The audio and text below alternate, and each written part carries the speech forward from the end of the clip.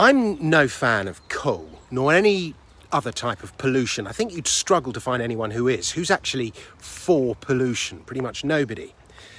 But there is also a very strong argument, a very strong moral argument for fossil fuels. If you look at what fossil fuels have made possible for mankind, the poverty they've eradicated, the lifestyles they've improved, we all of us take for granted a standard of living today that is infinitely higher than even the most decadent bon viveurs in history, from Nero to Marie Antoinette to George IV.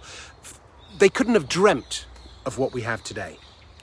I was watching the film of Rudyard Kipling's The Man Who Would Be King the other day, and there was a scene, and presumably it was in the novella as well, but I confess I haven't actually read the novella, in which one man had to spend his entire day moving his leg back and forth so that another man could be fanned and kept cool. And that was normal, and it was the case across all of the hot countries of the world until electricity. One person had to fan another.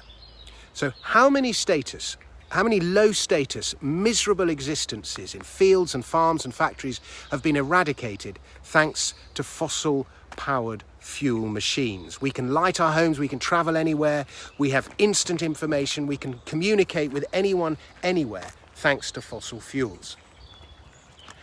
And yet, this narrative has taken over that their use must be eradicated. Politicians the world over, held captive by special interest groups and lobbyists, have deemed it so.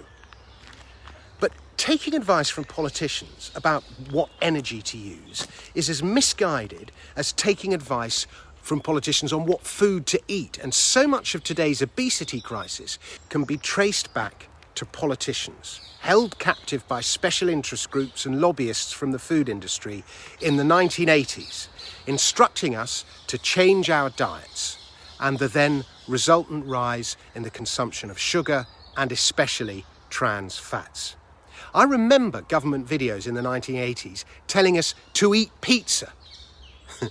I love pizza, and I don't want to make an enemy of big pizza, but I have grave concerns about today's push for green energy, because the sheer volume of metal required to make it work and the amount of fossil fuel required to mine that metal, not to mention all the other pollution and waste beyond mining, to me looks as though it will do greater environmental damage than just sticking as we were and relying on gradual incremental improvement without government directive. But any politician who wants to stand up to that knows they are just going to get excommunicated, and so they do not. Bottom line, politicians and governments know no more about green energy today than they did about food in the 1980s. Do not trust them. Thanks very much for watching. I'll be back with another video very soon. Please subscribe to my channel. Until then, goodbye.